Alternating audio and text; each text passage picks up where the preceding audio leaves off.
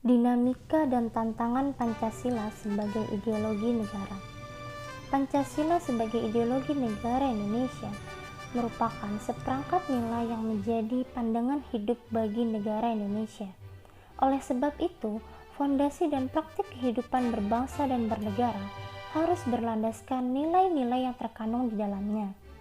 Konsensus cerdas para pendiri negara berawal dari sebuah paham kebangsaan yang terbentuk dari kesamaan nasib, sepenanggungan, dan sejarah, serta adanya cita-cita bersama untuk menjadi bangsa yang bersatu, berdaulat, adil, dan makmur dalam sebuah negara kesatuan. Adanya prinsip bersatu dalam perbedaan membuat Pancasila menjadi semakin kuat dan layak sebagai sebuah ideologi bagi negara Indonesia yang khas dengan keanekaragamannya. Dinamika Pancasila sebagai ideologi negara dalam sejarah bangsa Indonesia memperlihatkan adanya pasang surut dalam pelaksanaan nilai-nilai Pancasila. Dalam masa pemerintahan Presiden Soekarno, pada perjalanan pemerintahannya, ideologi Pancasila mengalami pasang surut karena bercampur dengan ideologi komunisme dalam konsep Nasakom.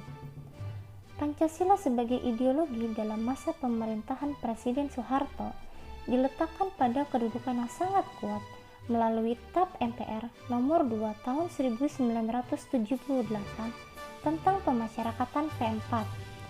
Pada masa Soeharto ini pula, ideologi Pancasila menjadi asas tunggal bagi semua organisasi politik dan organisasi masyarakat. Pada masa era reformasi, Pancasila sebagai ideologi negara mengalami pasang surut dengan ditandai beberapa hal, seperti enggannya para penyelenggara negara mewacanakan tentang Pancasila, bahkan berujung pada hilangnya Pancasila dari kurikulum nasional. Meskipun pada akhirnya timbul kesadaran penyelenggara negara tentang pentingnya pendidikan Pancasila di perguruan tinggi. Adapun tantangan Pancasila sebagai ideologi negara di era globalisasi ini ditandai dengan kemajuan ilmu pengetahuan dan teknologi yang telah menimbulkan beberapa perubahan yang ada di dalam masyarakat. Salah satu dampak perubahan tersebut adalah gaya hidup di masyarakat dan transformasi budaya secara berangsur-angsur.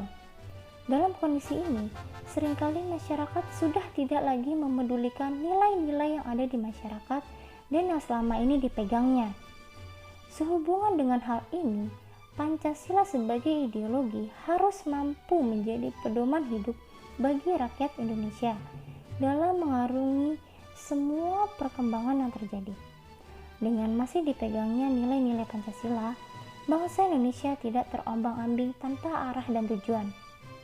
Saya, Dwi Alvina Damayanti, mahasiswa Prodi Pendidikan Sosiologi kelas 2A, Fakultas Pendidikan Ilmu Pengetahuan Sosial, Universitas Pendidikan Indonesia.